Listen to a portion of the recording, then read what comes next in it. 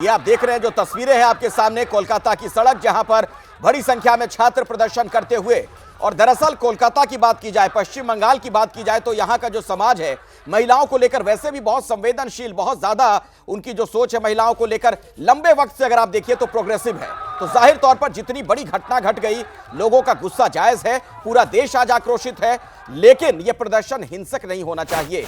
यह भी एक बहुत बड़ा सवाल है। प्रदर्शन करने का अधिकार हर किसी को, लेकिन यह अहिंसक तरीके से हो, यह बहुत जरूरी है। लेकिन सवाल ममता बनर्जी से भी है कि अगर ये छात्र नबन्ना तक मार्च करना चाह रहे थे, उन्हें रोकने का क्या मतलब है, उनके खिलाफ सख्ती क्यों दिखाई गई। ये देख रहे हैं आप, अलग अलग तस्वीरें आपके सामने हैं आज कोलकाता में किस तरीके के हालात बने हुए हैं। छात्रों का नबन्ना मार्च, लाठीचार्ज किया गया, पानी की बौछार की गई, आंसू गैस के गोले दागे गए, लेकिन छात्र वहां से टस से मस नहीं हुए।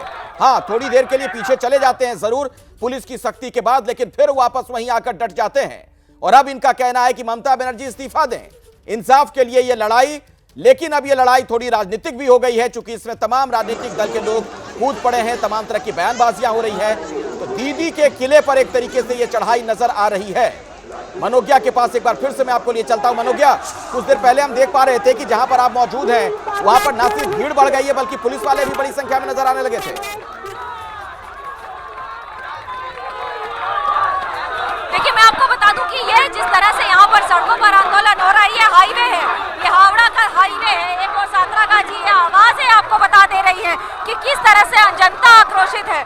इनको यहाँ पर ये पता था कि यहाँ पर आकर विरोध प्रदर्शन करना है, बट इनके चेहरे आप देखिए और चेहरे के साथ इनकी आक्रोश देखिए, आप आवाज देखिए।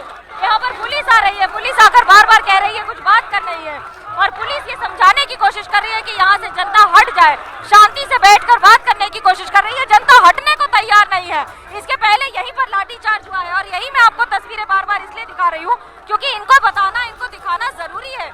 जहाँ पर एक और पुलिस ये समझाने की कोशिश कर रही है कि यहाँ से लोग हट जाए, लोग यहाँ से आपको लाइव पर हम जो तस्वीरें दिखा रहे हैं, बता दें कि किस तरह से ये आपको तस्वीरें, ये देखिए, ये आपको मैं बता रही हूँ, पुलिस समझाने की कोशिश कर रही है, यहाँ से हटाने की कोशिश कर रही है, और उसके साथ साथ यहाँ पर लोग नहीं समझना चाह रहे, लोग हटना नहीं चाह रहे। लोग ये बार बार आंदोलन कर रहे हैं, यही डिमांड कर रहे हैं कि हम यहाँ पर तब तक बैठे रहेंगे, तब तक नहीं हटेंगे जब तक यहाँ से पुलिस नहीं हट जाती है। बट पुलिस की भी मजबूरी है, पुलिस तब तक नहीं हट सकती। देखिए, ड्रोन से मैं आपको बता रही थी, जो ड्रोन से बार बार रिकॉर्डिंग हो रही है, इन तस्वीरों को दिखाया जा रहा है, तस्वीरों को देखा जा रहा है, मॉनिटरिंग की जा रही है कि कब तक इन लोगों को हटाया जा सकता है। ये पुलिस यहाँ पर खड़ी हुई है, वहाँ पर दूसरी तरफ आपको आईजी, एडीजी लेवल के अधिकारी दिख जाएंगे, और इन सब के बीच में ये जो तस्वीरें हैं, ये जो आंदोलनकारी हैं, ये जो प्रदर्शनकारी हैं, जो इस समय सड़कों पर बैठे हुए हैं, मैं आपको इस सड़क की भूमिका इसलिए बताना जरूरी समझती हूँ क्योंकि आपको ये समझना होगा कि इस सड़क का इतिहास सिर्फ आज के प्रदर्शन से नहीं है।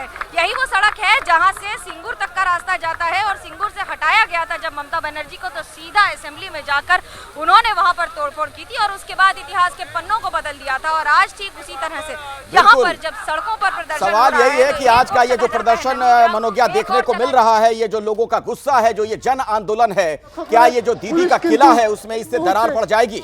ये तस्वीरें आप जरा देखिए, बड़ी संख्या में आज लोगों की मौजूदगी वहां सड़क पर। न सिर्फ ये स्टूडेंट्स हैं, बल्कि आम लोग भी, यानी एक आम शहरी जो है वो भी इस आंदोलन में हिस्सा लेता हुआ दिख रहा है।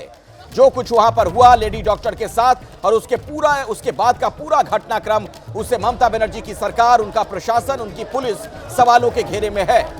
खास तौर पर जिस तरीके से मौकाए वारदात पर बड़ी संख्या में लोग वहां पर घुस गए थे, पुलिस उन्हें रोकने में नाकाम रही थी, साक्ष्यों के साथ खिलवाड़ के आगे लगे। उस घटना के बाद भी पुलिस को लेकर सवाल खड़े हुए थे कि आखिर ये कैसे मुमकिन है कि इतनी बड़ी घटना जहां पर घटी है उसके बाद वहां फिर से उपद्रव हो जाए। अब आप देख सकते हैं किस तरीके का लोगों का गुस्सा और आक्रोश नजर आ रहा है। प्रदर्शनकारियों को हटाने के लिए एक बार फिर से पुलिस पहुंची है। अभी की बड़ी खबर आपको बता दें, संतरागाछी में छात्रों का विरोध प्रदर्शन जारी है, और मनोज्ञा के पास एक बार फिर से चलते हैं। मनोज्ञा, क्या ये छात्र उग्र हो रहे हैं?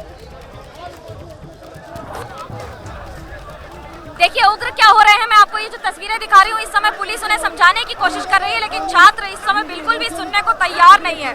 जितने भी प्रदर्शनकारी हैं, इनको 2-3 बार हटाने की कोशिश कर चुकी है पुलिस, समझाने की कोशिश हो रही है, बातचीत की जा रही है कि वो जितनी जल्दी हो सके यहाँ से हटे, पर कोई भी हटने को तैयार नहीं है। सबका सवाल एक ही है, जब तक पुलिस नहीं हटेगी तब तक हम नहीं हटेंगे, और ये बड़ा मुश्किल हो जाता है।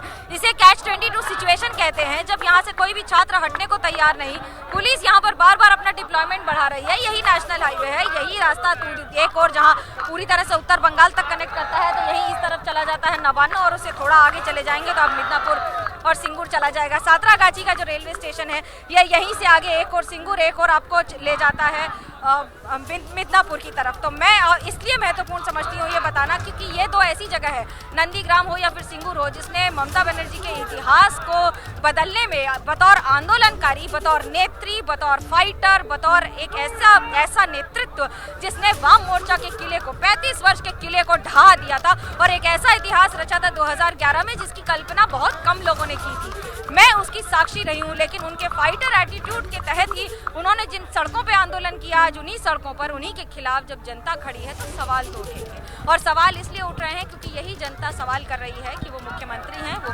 गृह मंत्री हैं, वो ही स्वास्थ्य मंत्री हैं, और पूरा ये कानून व्यवस्था से लेकर स्वास्थ्य व्यवस्था उन्हीं के अंतर्गत आता है जी। ऐसे में अगर एक महिला, एक डॉक्टर महिला की का बलात्कार सरकारी दफ्तर में हो जाता है, सरकारी अस्पताल में हो जाता है, तो इसकी जवाबदेही तो सरकार की ही होगी, और सरकार मुख्यमंत्री ममता बनर्जी की है।